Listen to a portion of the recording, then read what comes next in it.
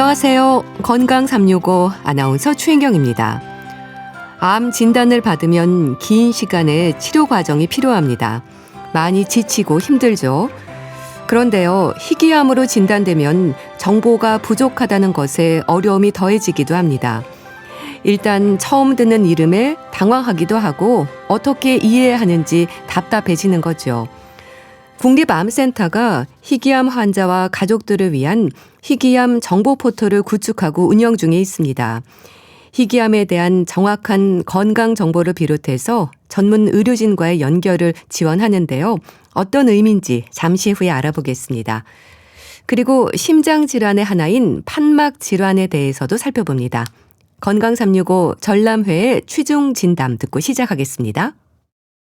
KBS 라디오 건강 365 함께하고 계십니다. 암 진단만으로도 치료의 긴 과정으로 버겁고 힘든데요. 희귀암이라면 어떨까요? 데이터도 많지 않고 진단까지 환자들은 이유를 알 수 없어서 답답한 시간을 보낼 텐데요. 국립암센터가 제작한 희귀암 정보 포털을 이용할 수 있습니다. 국립암센터 육종암센터 김준혁 센터장에게 도움 말씀 듣겠습니다. 안녕하세요. 네, 안녕하세요. 국립암센터 김준혁입니다. 네, 반갑습니다. 희귀암 진단을 받는 분들 입장에서 생각해 보면요. 어느 과를 가야 할지에 대한 부분부터 진단까지 어려움이 많을 것 같습니다.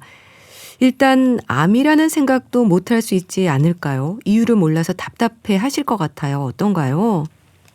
네, 희귀암의 종류가 굉장히 많기도 하고 네. 발생 부위나 양상도 너무 다양해서 딱 집어서 이런 경우에는 희귀암을 의심해라라고 말씀드릴 수도 없습니다. 네. 희귀암뿐만 아니라 대부분의 암은 이제 상당히 진행되기 전까지는 통증과 같은 증상이 없는 경우가 대부분이고요. 네. 우연히 건강검진 중에 발견되는 경우도 있고, 또 특별한 이유 없이 체중이 감소되거나 또 이 검사 저 검사 하다가 우연히 발견되는 경우도 있습니다. 네. 희귀암의 대부분은 특별한 발생 원인을 모르는 경우가 대부분이라서 네. 내가 왜 하필 치료가 어렵다는 희귀암에 걸렸나 하고 안타까워하시는 분들이 많습니다. 네. 희귀암이라는 단어부터가 좀 부담이 되는데요. 희귀암의 기준이 뭔가요? 암을 발생 빈도로 구분했을 때 네. 비교적 적은 빈도로 발생하는 암을 이제 인위적으로 분류한 것입니다. 네. 나라마다 이제 기준은 좀 다른데요. 우리나라 자체 기준은 없지만 이제 유럽의 기준을 채용을 하고 해서 쓰고 있습니다. 네. 인구 한 10만 명당 6명 미만으로 발생하는 암을 희귀암으로 정의하고 있는데요. 네. 우리나라 인구가 5천만 명이라고 가정하면 한 해에 3천 명 미만으로 발생하는 암의 종류에 대해서 희귀암으로 부르고 있습니다. 네. 그러니까 인구 10만 명당 연간 6명 미만으로 발생하는 암을 말하는 거네요. 네, 맞습니다. 너무도 적은 숫자인 만큼 희귀암 진단을 받은 분들은 그래서 더 힘들어하실 것 같은데요. 치료법이 있는지부터 걱정이 많을 것 같아요. 네, 그렇습니다. 희귀암뿐만 아니라 대부분의 암들은 이제 일찍 발견되면 잘 치료가 됩니다. 네. 일찍 발견한다는 거는 단순히 이제 암의 크기가 작다는 것만 의미하는 게 아니라 네. 여러 검사를 시행했을 때 얼마나 암이 진행되었는지, 다시 말해서 암의 병기가 1기나 2기 정도로 발견되는 것을 의미하는데요. 네. 희귀암이라 할지라도 이제 조기에 발견되면 수술이나 방사선 치료 등을 통해서 잘 치료받고 완치될 가능성이 높겠습니다. 네. 하지만 이제 3기 이상으로 높은 병기에 발견된다면 항암 치료를 시행해야 할 가능성이 높아지는데 네. 희귀암에는 잘 듣는 항암 치료제가 별로 없기 때문에 치료 결과가 좋지 않을 가능성이 높아진다고 할 수 있습니다. 네. 희귀암이라서 생소한 이름도 많겠지만 종류는 얼마나 되는지 또 어떤 암들이 있는지도 궁금합니다. 네, 우리나라에서 해마다 암이 얼마나 발생하는지 조사하는 국가 암 등록 통계가 있는데요. 네. 그 기준으로 전체적으로 이제 61개 암 종류가 있습니다. 이 중에서 15개 암이 호발암이고요. 네. 나머지 46개 암이 희귀암입니다. 굉장히 많죠. 그러네요. 그래서 대표적인 희귀암으로는 이제 골수성 백혈병이나 악성 뇌종양, 다발성 골수종, 육종암, 후두암, 구강암 이런 것들이 있고요. 예. 예전에는 이제 그 난소암과 식도암이 희귀암으로 분류됐었는데 최근 한 5년간에 이제 좀 발생 빈도가 높아지면서 희귀암 분류에서는 지금 빠진 상태입니다. 네. 뭐 비교적 익숙한 암도 있네요. 네, 네. 육종암도 들어본 적이 있긴 합니다. 네. 자, 이렇게 희귀암에 속하는 암으로 진단받는 분들은요, 어떤 계기로 알게 되나요? 제가 이제 전공하고 있는 육종암 같은 경우는 네. 이제 팔다리에 작은 혹이 만져져서 동네 병원 갔더니 이제 갔다가 제거를 했더니 암이더라. 뭐 이렇게 오시는 경우도 많고요. 네. 구강암 같은 경우는 이제 입안이 헐었는데 잘 안 낫는다거나 목에 림프절이 커지면서 혹처럼 만져져서 이제 발견되는 경우도 있고요. 예. 그래서 이렇게 혹이 만져지거나 증상이 있어서 발견되는 경우는 보다 좀 빠르게 진단할 수 있는 반면에 예. 백혈병과 같은 암은 이제 특별히 증상이 없다가 이유 없이 피곤하다든지 아니면 체중이 감소된다든지 해서 늦게 병원을 찾아서 진단되는 경우도 많이 있고요. 예. 간혹 이제 건강검진이나 이제 교통사고 등의 여러 이유로 엑스레이나 CT 등을 찍었는데 네. 우연히 그 주변 부위나 장기에서 암이 발견되는 경우도 있습니다. 네. 이미 진행된 상태에서 발견되는 경우도 많은가요? 국립암센터에 육종암센터가 마련돼 있지만 찾기까지가 쉽지 않을 것 같은데요. 네, 그렇습니다. 이 희귀암은 종류가 워낙 많기도 하면서 이제 각각의 발생 빈도는 상당히 적기 때문에 우리가 암 검진을 통한 조기 진단 프로그램이 개발되어 있지가 않습니다. 네. 앞에서 말씀드린 것처럼 암이 어느 정도 진행되기 전까지는 특별한 증상이 없는 경우가 대부분이기 때문에 네. 진행된 상태에서 발견되는 경우가 많고요. 일단 그 환자분들이 이제 거주하시는 지역에서 1차 진료를 통해서 희귀암 의심 진단을 받게 되면 네. 각 희귀암에 대해서 전문 의료진이 누가 있고 어느 병원에 있는지를 이제 찾게 되는데요. 네. 그동안은 이제 이런 진료 정보가 상당히 제한적이었기 때문에 이번에 저희가 희귀암 정보 포털을 만들어서 전문 의료진 찾기 기능을 포함시키게 되었습니다. 포털에 들어와서 보시면 이제 지역별로 가까운 전문 의료진을 검색할 수 있도록 개발을 했고요. 네. 혹시 부족한 정보가 있다면 이제 온라인 상담실을 이용해서 네. 문의를 하시면 되겠습니다. 네. 희귀암 정보 포털을 기억하시면 좋을 것 같고요. 네네. 희귀암의 문제라고 하면 진단 시기뿐 아니라 환자들에 대한 데이터가 많이 없는 것도 치료 방향을 결정하는데 어려움이 있겠어요. 네, 그렇습니다. 근데 이제 환자들에 대한 데이터 관련해서는 이제 희귀암 내에서도 좀 온도 차이가 있는데요. 네. 비교적 흔한 희귀암인 이제 다발성 골수종이나 육종암과 같은 종류에서는 그래도 과학적인 치료 근거가 많이 쌓여 있습니다만 우리나라에서 한 해에 한 200명 미만으로 발생하는 극희귀암으로 분류되는 부신피질암이나 악성 중피종 같은 경우에는 환자 데이터가 많이 이제 없다 보니까 치료법 개발에 어려움이 많아서 또 거기에 따라서 치료 결과도 더 안 좋게 나타나고 있습니다. 네. 희귀암 내에서도 그렇게 온도차가 있긴 하겠지만요. 근데 환자가 많은 것도 아니고 또 조기 발견할 수 있는 가능성이 높은 것도 아니어서 치료제 결과나 생존율에도 영향이 있을 수밖에 없겠어요. 그렇습니다. 이제 모든 암은 늦게 발견할수록 다 치료 결과가 안 좋게 나타날 수밖에 없으니까요. 네. 당연히 소요되는 의료비 문제도 있겠죠. 네, 맞습니다. 일단 진단 과정에서 이 병원 저 병원 전전하는 경우가 많다 보니까 시간과 함께 이제 비용 소요가 많겠고요. 또 치료 과정에서 이제 보험급여 적용이 안 되는 약제가 많은 문제 등으로 인해서 호발암과 비교했을 때 의료비 부담이 많은 상황입니다. 희귀암 환자들은 이제 의료 전문가를 찾기도 힘들고 적절한 치료법이 없는 경우도 많고 비용도 많이 들고 하는 삼중고를 겪고 있다고 말씀드릴 수 있겠습니다. 네. 또 치료제 개발과 관련해서 제약사 입장도 있을 텐데요. 네, 그렇습니다. 치료제의 경우에 제약회사에서 관심을 가져야 개발이 진행이 될 텐데요. 아무래도 환자 수가 적다 보니까 그 개발 비용이 수익으로 연결될 여지가 적어서 아무래도 이런 여러 그 임상시험 연구 등에 참여를 꺼리게 되는 점이 상당히 어려운 부분이 되겠습니다. 네. 그런 만큼 여러 의미에서 이런 정보를 주는 희귀암 정보 포털은 꼭 필요한 부분이 아닐까 싶은데 어떨까요? 네. 그 희귀암을 이제 흔히들 고암이라고 부르는데 영어로는 orphan cancer라고 부릅니다. 그 이유는 이제 관심이 적어서 외롭고 슬픈 암이라는 뜻인데요. 그렇군요. 네. 희귀암이 이제 각각의 종류는 수가 적지만 이제 희귀암을 모두 모아 보면 전체 암의 약 20에서 25%가량이 됩니다. 네. 다시 말해서 암 환자 5명 내지 한 4명 중에 1명은 희귀암이라는 얘기거든요. 네. 사람이 암에 걸릴 때 이제 흔한 암에 걸릴지 희귀암에 걸릴지 골라서 걸리는 게 아닌데 네.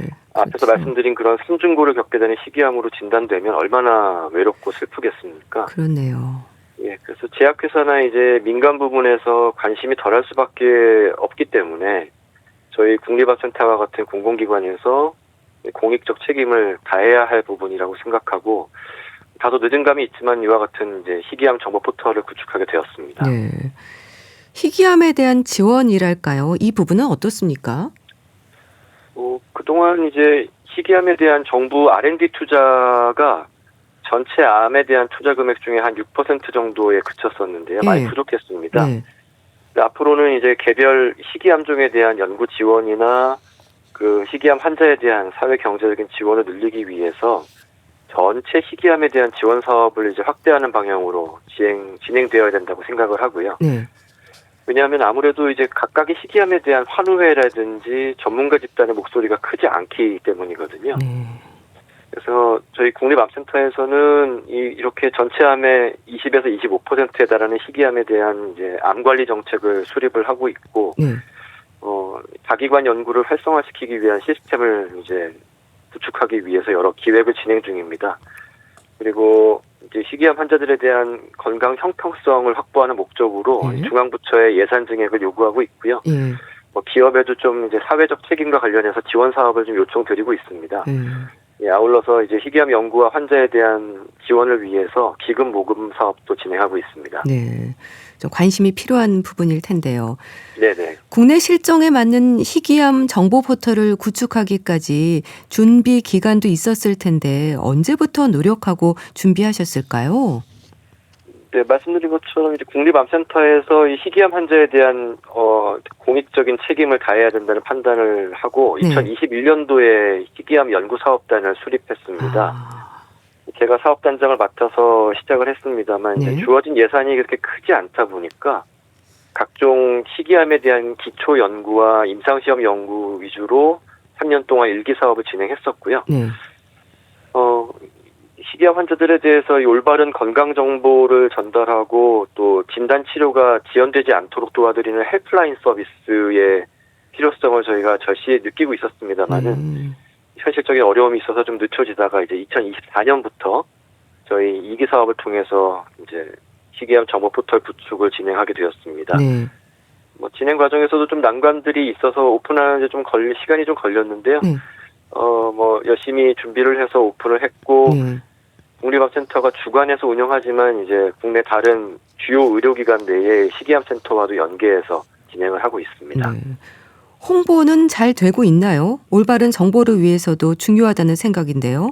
네, 그렇습니다. 그래서 1차로 저희가 홍보를 진행을 한 것은 이제 희귀암을 진료하는 의료진 대상으로 먼저 진행을 했습니다. 네. 저희가 이제 구축한 희귀 암종별 건강 정보에 대해서 아무래도 전문가의 피드백이 먼저 필요할 거로 생각을 했기 때문이고요. 이제 어느 정도 피드백이 마무리됐다고 생각을 해서 앞으로는 이제 환자와 환자 가족분들을 대상으로 홍보를 이제 진행하려고 하고 있습니다. 국립암센터 홍보팀에서 많이 도와주고 계시고요. 이 방송을 들으시는 분들께서도 주변에 희귀암 환자분들이 계시다면 희귀암 정보 포털에 대해서 알려주시면 좋을 것 같습니다. 네, 희귀암 정보 포털이 있다는 거를 좀 주변에 많이 알려주시면 좋을 것 같고요. 그럼 이거를 통해서 이제 환자들이나 가족들은 어떤 정보들을 접할 수 있을까요? 네, 현재 구축된 내용은 크게 6가지 카테고리가 있는데요. 첫 번째로는 이제 각 희귀암에 대한 진단, 치료 방법 등을 포함하는 질병 정보가 구축되어 있습니다. 두 번째로는 이제 최신 임상시험 정보를 검색할 수 있도록 해놨고요. 세 번째로는 희귀 암종별로 환우회 정보를 포함해서 이제 같은 암으로 진단받으신 환자분들이 서로의 경험을 나누고 필요한 정보를 얻을 수 있도록 했고요. 네 번째로는 앞에서 말씀드린 것처럼 각 희귀암에 대한 전문 의료진 및 병원 검색 기능을 넣었습니다. 전국 지도를 통해서 거주하시는 지역 근처의 전문가를 검색할 수 있도록 해놨고요. 다섯 번째로는 이제 온라인 상담실을 만들어서 필요한 정보를 직접 상담받을 수 있도록 지원하고 있고 네. 마지막으로는 희귀암 환자에 대한 경제적인 지원과 연구 후원을 위해서 기부 모금 활동을 진행을 할 수 있도록 해놨습니다. 네. 환자들이나 가족들이 자세한 정보를 얻을 수 있고요. 네. 의료진의 입장에서 기대하시는 부분은 뭘까요? 아무래도 가장 큰 기대는 무엇보다 희귀암 환자분들이 보다 일찍 정확한 진단을 받고 네. 가능하면 사시는 지역에서 가까운 곳에 위치한 전문 의료기관에서 치료받도록 하는 것입니다. 네. 암이 이제 우리나라 사망 원인 1위의 질환이고 고령화 사회가 되면서 이제 암 환자 수가 계속 늘어나고 있는데 네. 암에 대한 진료 수요가 수도권에 점점 더 집중되는 현상이 악화되고 있거든요. 희귀암 분야에 대해서는 이런 현상이 더 심하다고 말씀드릴 수가 있는데요. 네. 아무래도 정확한 질병 정보나 의료진 정보를 찾기 어려웠었던 게 큰 이유 중에 하나라고 생각을 합니다. 네. 그래서 정확한 정보를 찾기 힘들다 보니까 진단 과정에서도 이제 여러 병원을 다니면서 시간을 허비하는 일이 흔한 것 같습니다. 그렇군요. 예, 그래서 조기에 좀 일찍 발견돼서 수술만으로 완치될 수 있는 경우는 그나마 괜찮은데 오랜 기간 동안 항암 치료를 받으셔야 하는 경우는 아무리 우리나라가 일일 생활권이라고 해도 지방에서 자주 오고 가시는 게 체력적으로 힘들기도 하고 시간적 경제적 낭비도 굉장히 많습니다. 그렇죠. 예, 물론 이런 부분에 대한 개선은 이제 지역 의료 수준을 높이기 위한 그런 다방면의 정책적 노력이 동반되어야 되겠죠. 네. 센터장님은 육종암 센터에 계십니다. 육종암 환자들은 국내에 어느 정도로 파악되고 있나요?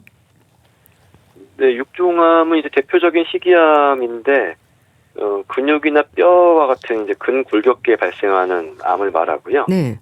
1년에 한 2,000명 정도 신규 환자가 발생하고 있고 유병 인구는 10,000명 이상 정도 되는 것으로 되어 있습니다. 진단을 받기까지 오랜 시간 걸리는 분들도 많죠?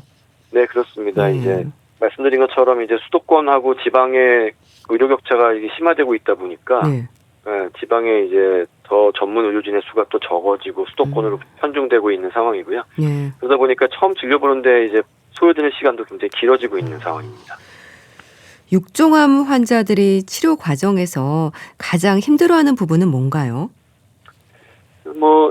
조금 암종별로 조금 차이는 있겠습니다만은 희귀암 환자분들이 비슷하다고 생각이 되는데요. 네. 어떻게 진단받고 어떻게 치료하는지에 대한 기본적인 건강 정보 자체가 부족한 게 첫 번째 부분이 되겠고요. 네. 아무래도 이제 호발암처럼 건강 검진을 통해서 조기에 발견하고 치료하는 프로그램이 없다 보니까 암이 진행돼서 오시는 경우가 많습니다. 이제 진행된 암에 대해서는 이제 항암 약물 치료가 필요할 텐데요. 최근에 여러 암에서 이제 표준 치료로 사용하고 있는 표적 치료제나 면역 항암제 같은 약물이 희귀암에서는 이제 적용되지 않는 경우가 많고요. 설사 적용이 된다 하더라도 이제 보험급여가 되지 않아서 의료 비용 부담이 상당히 높다는 그런 경제적인 부분도 큰 어려움이라고 할 수 있겠습니다. 네. 증상으로 인한 고통은 물론이고 희귀암 치료의 제한적인 부분에서도 두려움을 느낄 텐데요. 이 시간을 통해서 희귀암으로 치료 중인 분들에게 주실 말씀 있지 않을까요? 네, 먼저 각종 희귀암으로 진단받고 치료 중이신 분들께 먼저 힘내시라는 응원의 말씀을 좀 드리고 싶습니다. 특히 이제 상당히 진행된 암의 경우에는 항암 치료 받으시느라 이제 체력적으로도 힘들고 어려움이 많으실 텐데요. 희귀암에 대해서 새로운 치료법 개발을 하는 것은 하루아침에 가능한 것은 아니지만 최근에는 이제 종양 불문 치료라고 해서 다른 호발암에서 사용하는 항암제를 유전자 검사 결과에 따라서 희귀암에도 사용하는 경우가 늘고 있습니다. 이런 경우에 최대한 빠른 시일 내에 이제 허가를 받아서 항암제를 사용할 수 있도록 하는 그런 규제 완화 방안이라든지 또는 이제 희귀암에 대한 임상 시험의 기회를 늘린다든지 하는 노력을 저희가 열심히 기울이고 있고요. 치료받으신 현장에서 느끼는 어려움이나 어떤 개선되어야 될 부분이 있다면 저희 포털 상담실에 오셔서 말씀해 주시면 좋을 것 같습니다. 제가 희귀암을 진료하는 이제 한 명의 의사 입장에서 그런 모든 문제들을 다 해결해 드릴 수는 없겠습니다만 최선을 다해서 이제 개선하고자 노력하겠다는 말씀을 드립니다. 한글로 희귀암 정보 포털 이렇게 검색해도 쉽게 접속할 수 있을까요? 네, 뭐 각종 포털 사이트에서 한글로 희귀암 정보 포털 검색하시면 바로 찾아서 접속하실 수 있습니다. 네, 특히 환자나 가족분들 희귀암 정보 포털 사이트를 활용해 보시면 좋겠네요. 네. 잘 들었습니다. 국립암센터 육종암센터 김준혁 센터장과 함께했는데요. 말씀 감사합니다. 네, 감사합니다. KBS 라디오 건강 365 함께하고 계신데요. 비비의 밤양갱 듣고 다시 오겠습니다. KBS 라디오 건강 365 함께하고 계십니다. 심장 질환의 많은 원인들 중에는 노화도 빠지지 않습니다. 심부전이나 심장 판막 질환도 그렇지 않을까 싶은데요. 우리 심장이 분당 내보내는 혈액은 어느 정도일까요?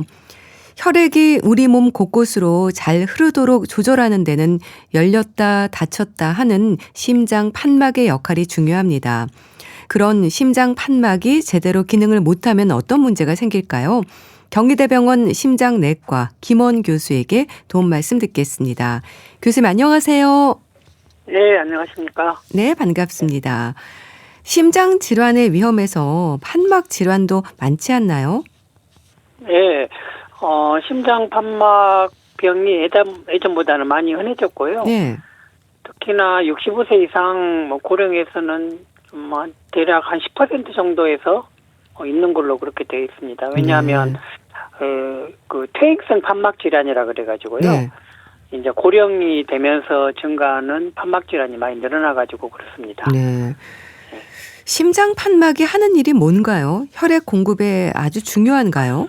예, 좀 어려운 거 하긴 한데요. 예. 우리 그냥 아파트 집설 보시면 될 것 같아요. 이게 심장은 이게 딱 방이 하나로 돼 있는 게 아니고요. 예. 방이 4개로 돼 있는데 예. 4개로 되어 있는 이유가 이제 우리 몸에 더러운 피를 폐에서 깨끗하게 만들어 가지고 예. 이걸 또 심장으로 보내고요. 심장에서도 깨끗한 피를 온몸으로 내보내지 않습니까? 펌프질을 해가지고요. 그래서 깨끗한 피가 쭉 돌고 다시 더러워지면 또 폐로 들어가서 깨끗해지고 다시 돌아오고 이러기 때문에요. 방이 크게 4개로 되어 있고요. 이 방 사이에 문이 있다고 생각하시면 되고 그 문이 판막이라고 부릅니다. 이제 이러한 문짝들이 이제 순서대로 열리고 또 닫히면서 혈액이 한쪽 방향으로만 흐르게끔 그렇게 만들어주는 거거든요. 예. 예. 그러니까 말하자면 심실과 심방 사이에 문 역할을 하는 거네요. 예, 맞습니다. 정확한 표현이고요. 네. 그러니까 심장이 펌프질을 하려면 수축을 해야 되고요. 네. 또 피를 받아들이려면 늘어나야 되는데 이런 펌프질과 늘어나는 걸 반복하면서 피가 앞으로만 나가도록 이렇게 문이 열렸다 닫혔다 하는데 그런 문 역할을 한다고 보시면 됩니다. 네. 그런데 심장 판막의 기능에 문제가 생긴다는 건 그럼 어떤 의미일까요? 예, 이제 문제가 생긴 거죠. 우리 문짝이 어떤 문제가 있습니까? 문이 안 열리는 경우도 있겠고 잘 안 닫히는 경우도 있고요. 그거거든요. 이게 이제 문짝이 닳아지게 되면 이게 잘 안 열리게 되거든요. 심장 판막은. 또 이게 또 닫히지도 않으면 피가 이제 거꾸로 새게 되겠죠. 이 두 가지가 대표적인데 좀 어려운 말로 하면 협착, 좁아져 있다라는 거고요. 이것은 판막이 좁아져서 피가 잘 못 나가는 거고요. 또 역류라 그러는데 이것은 판막이 닫히지를 않아요, 제대로. 그래가지고 혈액이 앞으로만 나가야 되는데 뒤로 새는 경우를 이야기를 하고요. 뭐 좀 더 쉽게 말씀드리자면 문이 잘 안 열리는 병, 또 문이 잘 안 닫히는 병 이렇게 이해하시면 될 것 같습니다. 네. 그러니까 판막이 열리고 닫혀야 하는 일이 제대로 안 된다는 건데요. 그렇습니다. 이런 판막 기능에 문제가 생기는 가장 큰 원인 중 하나가 노화인가요? 뭐 선천적인 경우도 있다고 들었는데요. 네, 가장 흔한 원인이 노화입니다. 예전에는 이제 선천적으로 병도 많이 있었는데 이제 오랫동안 이제 저희들의 평균 수명이 늘어나면서 이제 판막이 쉽게 말해서 많이 쓰니까 그만큼 닳아졌다 이렇게 보시면 됩니다. 나이가 들면서 이제 닳아지면서 딱딱해지거든요, 이게. 또 거기에 이제 석회화라 그래가지고 돌처럼 이게 딱딱해지면서 잘 안 움직이게 되는 거죠. 그러니까 많이 쓰니까 닳아졌다. 일종의 퇴행성으로 봐야 되는 건데요. 그렇습니다. 노인 인구가 증가하고 있는데 심장 판막 질환도 늘고 있습니까? 당연히 그렇습니다. 요즘 판막 질환은 예전에 이제 선천성은 지금은 거의 찾아보기 어렵고요. 저희 어릴 때는 이제 뭐 감염, 류마티스 열이라 그러는데요. 류마티스 열 때문에 생긴 심장 판막이 공격을 받아가지고 생기는 판막증이 많았는데 지금은 그건 굉장히 줄어들었고요. 저희들 어렸을 때부터 이제 그런 감염 치료를 잘 하니까요. 지금은 이제 나이 들면서 많이 쓰면서 생기는 그런 고령화에 따르는 퇴행성 판막 질환이 많이 늘고 있습니다. 판막 질환도 초기에는 아무 증상이 없나요? 그렇습니다. 이것도 이제 서서히 진행하는 병이기 때문에요. 초기에는 거의 증상이 없고요. 또 심장이 이제 병이 생기더라도 보상 기전이라 그러죠. 일정 정도 아픈 채로 계속 일을 할 수 있는 힘을 가지고 있습니다. 우리 몸이. 특히 심장이요. 그래서 일정 기간 기능을 그대로 유지하고 있고요. 그래서 어떤 경우는 병이 심하게 될 때까지도 모르는 경우가 종종 있습니다. 네. 그렇게 모르고 지내는 경우도 많다는 건데요. 그럼 진단을 받는 건 검진으로 우연히 알게 되는 경우가 많은가요? 그런 경우도 많고요. 이제 우리 몸이 조금씩 증상이 생기게 되거든요. 기능이 떨어지게 되면. 기능이 떨어지면 증상이 생기고 그러면서 이제 검진을 통해서 또 병원에 가서 이렇게 진단을 받게 되는 경우. 뭐 여러 가지 경로를 통해서요. 많이 진단이 되고 있습니다. 네. 심장 판막 질환이 있으면 어떤 위험이 있는 건가요? 일단은 이제 압력, 좀 어려운데 압력 같은 거죠. 그러니까 판막이 문짝이 안 닫히고 또 문짝이 잘 안 열리게 되면 이게 예를 들어서 문이 조금 많이 훅 열려져야 되는데 3분의 1만 열린다고 생각해 보시면 그쪽으로 물건을 내보내려면 힘이 더 많이 들겠죠. 그렇죠. 네, 그러면 심장이 점점 부담을 느끼고 힘이 많이 들어가는 상황이 되거든요. 그러면은 심장이 늘어나게 되거나 또는 커지거나 두꺼워지게 되거든요. 그러면은 결국에는 나중에는 심장이 퍼집니다. 심부전이라고 부르는데요.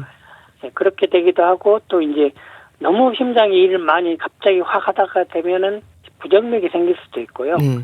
또 그런 것들이 갑자기 악화되는 상황까지 갈 수도 있긴 합니다. 네. 그렇게 심부전이나 부정맥의 위험까지 얘기될 정도면 그때는 증상이 있는 거겠죠? 예. 증상이 있고요. 증상이 나타났다는 것은 이미 어느 정도 진행이 됐다라는 신호고요. 그래서 그런 이제 시점부터는 치료를 어떻게 치료할지 치료 전략을 잘 짜는 것이 중요합니다. 네. 어떤 증상들이 생기는 건가요? 제일 대표적인 게 이제 숨이 찹니다. 그리고 쉽게 피로해지고요. 일반적인 그런 심부전 증상인데 이제 활동하게 되면 숨이 예전에는 안 그랬는데 조금만 움직여도 숨이 차단지 또는 너무 피곤하고 힘들달지 옛날에는 계단 오르는 게 5층까지 괜찮았는데 이제 3층만 올라가도 숨이 차다. 뭐 이러한 증상들이 생길 수 있습니다. 네. 그럼 어느 쪽 판막에 문제가 생기느냐에 따라서 증상도 달라질 수 있을까요? 네, 좀 다른데요. 아까 처음에 말씀드렸듯이 이제 그 깨끗한 피를 걸러내주는 쪽을 담당하는 게 이제 오른쪽이고요. 우리 온몸으로 피를 뿜어내주는 걸 담당하는 것이 왼쪽인데 흔히 이제 대동맥 판막 이렇게 부르거든요. 왼쪽 위치는 그러니까 심장에서 우리 온몸으로 깨끗한 피를 확 뿜어내는 거. 그게 이제 대표적으로 노화에 따르는 퇴행성 심장 판막이 잘 생기는데 그런 경우는 이제 어지럽거나 숨이 차고 또 심하면은 실신하기도 하고 그러고요. 이제 승모판막이라고 부르는데 그런 쪽은 이제 폐 쪽과 관련된 증상들, 숨이 차거나 뭐 이렇게 기침가래 객회를 한달지 뭐 그런 것도 또 나타날 수 있습니다. 네. 나타나는 증상들이 아주 다양한데요. 그럼 진단을 위한 검사는 심장 초음파인가요? 예, 증상들이 꽤 다양하니까요. 그냥 나이 먹어서 숨 찬다, 뭐 이런 단순한 노화로 생각하는 경우도 많은데 일단은 증상이 좀 변화된다. 예전보다 꽤 많이 증상이 좀 안 좋아졌네, 숨이 많이 찼네 그러시면 병원에서 초음파를 해보시면 제일 정확합니다. 뭐 초음파, 심장 초음파인데 이건 심장만 보는 거거든요.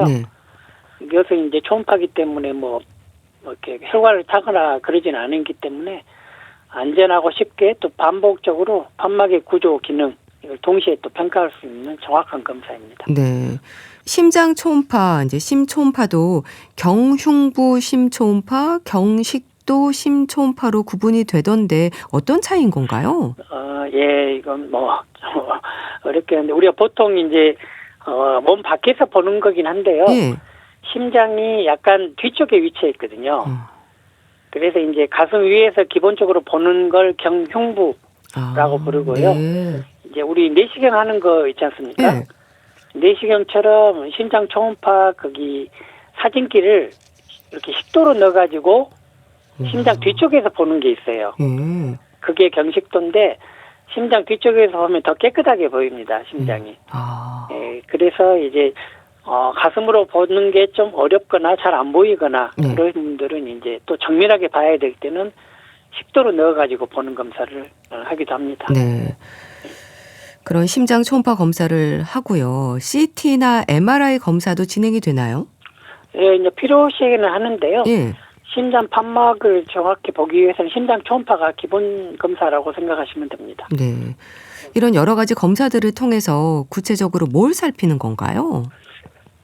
이제 크게 세 가지인데요. 네. 이제 판막이 모양이 어떤가 또 보는 게 있고, 그다음에 이게 얼마나 좁아졌는가, 얼마나 새는가 보고, 또 중요한 것은 심장 기능이 얼마만큼 유지되고 있는가, 심장이 얼마나 버티고 있는가, 이런 게 가장 중요하기 때문에 이 세 가지를 보신다 보면 됩니다. 네. 그렇게 해서 치료를 결정하는 것도 중요할 텐데요. 근데 판막 질환이라고 해도 모두가 치료가 필요한 건 아니라면서요. 예. 판막을 흔히 우리가 1단계에서부터 4단계로 나누기도 하고요. 네. 경증, 중등증, 중증 이렇게 또 세 단계로 나누게 하는데요. 판막에서 예를 들어 피가 새거나 또 역류한다 그래서 1단계 같은 경우는 거의 증상이 없이 또 지켜보기만 해도 되거든요. 그래서 어떤 판막 질환이 얼마만큼 심한가, 또는 증상이 있는가 없는가, 또 심장 기능이 좋은가 나쁜가, 이걸 정확하게 평가를 해가지고요. 치료를 하기도 하는데 그냥 지켜보는 경우들이 제일 많다고 보시면 됩니다. 네.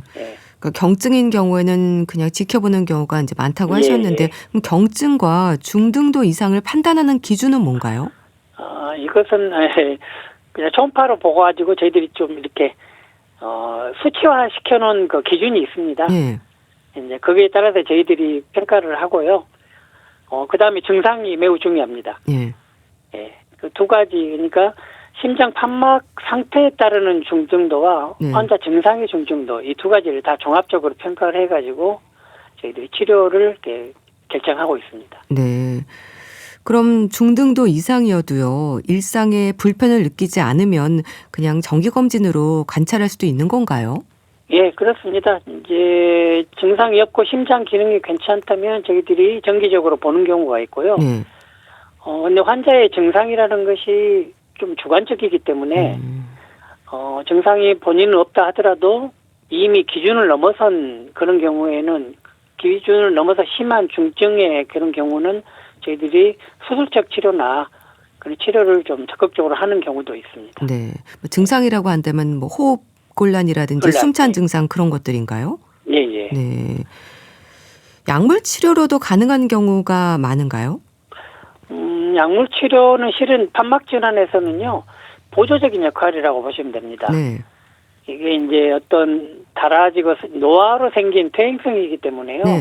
약으로 저희들이 노화를 돌릴 수는 없지 않습니까? 그렇죠. 근데 결국은 혈압을 좀 조절하고 심장에 부담을 떨쳐준다, 이렇게 보시면 되고요. 그걸로도 증상이나 또 병의 경과를 꽤 완화시킬 수는 있습니다. 그렇기 때문에 약물 치료도 하는 경우들이 있고요. 그렇지만 판막 자체를 고치지는 못한다, 이렇게 보시면 될 것 같습니다. 네. 수술은 어떤 경우에 고려가 되나요? 이제 심장 기능이 떨어질 정도로 판막이 약화되는 상황이거든요. 대체적으로. 근데 이제 너무 늦으면은 이미 심장이 망가져 버린 경우에는 저희들이 효과적인 치료가 안 될 경우들이 있거든요.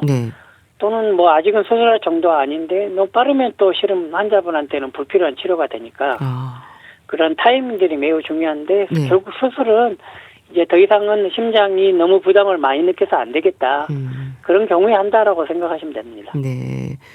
그렇다면 시술적 치료도 있는지 궁금한데요. 뭐 탑이 시술도 있고 시술법도 다양하지 않나요?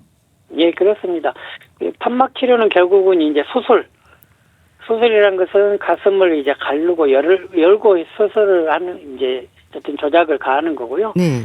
시술이란 것은 이제 가슴을 가르지 않고 이제 대퇴동맥 같은 곳으로 이제 저희들이 관을러 가지고 치료하는 것을 시술이라고 부르는데요. 네.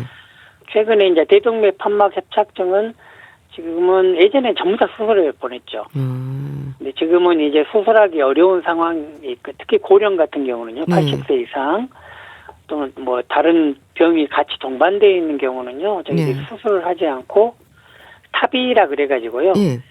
예, 그런 시술을 또 많이 합니다. 네, 그건 어떻게 하는 건가요? 이렇게 우리 이제 대퇴동맥으로요, 관을 집어넣어가지고요. 결국은 인공 판막을 집어넣는 건데 인공 판막을 가슴을 가르지 않고 관을 통해서 심장 안에 이제 조작을 통해서 인공 판막을 넣는 거로 생각하시면 되고요. 네. 결국은 이제 가슴을 열지 않아도 되는 거라 회복이 빠르고요. 또 입원 기간도 짧고 뭐 그런 마취에 대한 부담도 적고 뭐 그런 장점이 있습니다. 네. 그 판막 질환인 분들이 일상에서 좀 조심할 부분이랄까요? 어떤 게 있을까요? 결국은 이제 가장 중요한 것은 자기의 판막 상태를 정밀 검사를 통해서 정확하게 아는 것이 중요하고요. 네. 그 다음에는 이제 보존적 치료로서 이제 혈압 관리가 되게 중요합니다. 네. 그 다음에 이제 정기 검진을 통해서 판막이 진행되는가를 제대로 살피는 게 중요하고요. 네. 규칙적인 운동. 근데 이제 너무 또 오버된 운동은 안 되니까 그런 이제 적정한 수준에서 운동을 하시는 게 중요하고 그다음에 이제 아까도 말씀드렸듯이 이게 증상이 변화되는 게 꽤 중요한 또 사인 중에 하나거든요. 그러니까 또 숨이 찬 게 더 심해진다든가 갑자기요. 또는 어지러지한 증상, 실신에 가까울 정도로 어지럽다 이런 경우도 있으면 그런 변화들이 있으면 항상 담당 의사 선생님들과 상의하시는 거. 뭐 그 정도로 정리하면 될 것 같습니다. 네. 혈압 관리는 왜 중요한 걸까요? 혈압이라는 것이 결국은 우리 온몸에 피를 보내주는 압력이지 않습니까? 네. 그 압력이 세지면 심장도 부담을 느낍니다. 네, 그래서 이제 그런 심장의 부담을 느껴주면 심장 기능도 유지가 되지만 판막도 판막 자체에 가해지는 압력도 줄여줄 수가 있거든요. 예, 그래서 혈압 관리는 또 중요하고 또 최근에는 이제 혈압 조절 잘하면 또 치매도 약간 도움이 된다라는 그 연구 결과들이 나오고 있어서 네. 뭐 여러모로 혈압 관리는 중요한 것 같습니다. 네. 또 판막 이상이면 이제 숨찬 증상이 신호일 수 있다고 말씀하셨는데요. 네. 그러려니 하는 분들도 있을 텐데 중년의 젊은 층에서도 판막 이상은 생길 수 있잖아요. 아무래도 주의를 좀 해야 되겠죠? 예, 그렇습니다. 뭐 중년에는 이건 많지는 않지만 선천적으로 타고나신 분들이 좀 있을 수는 있거든요. 네. 대동맥 판막 같은 경우는 이제 3개인데 2개만 가지고 태어나신 분들도 있고 4개도 갖고 태어나신 분도 있고 그래요. 이게 처음에는 증상이 없다가 이제 결국은 2개, 4개는 불필요하거나 또 부족한 판막 개수니까요. 네. 빨리 달아집니다. 빨리 딱딱해지고 빨리 석회가 돼가지고 증상이 나오는 경우도 있기 때문에 일단 검사는 받아보시는 게 좋을 것 같습니다. 네. 이런 분들은 성인이 될 때까지도 모를 수 있는 거네요. 모를 수 있습니다. 그렇군요. 주의를 좀 하셔야 되겠네요. 예, 알겠습니다. 자, 오늘은 심장 질환의 하나인 판막 질환에 대해서 살펴봤는데요. 경희대병원 심장내과 김원 교수와 함께했습니다. 감사합니다. 네, 감사합니다. 아델의 롤링 인 더 딥 보내드리면서 인사드릴게요. 건강365 아나운서 최인경이었습니다. 고맙습니다.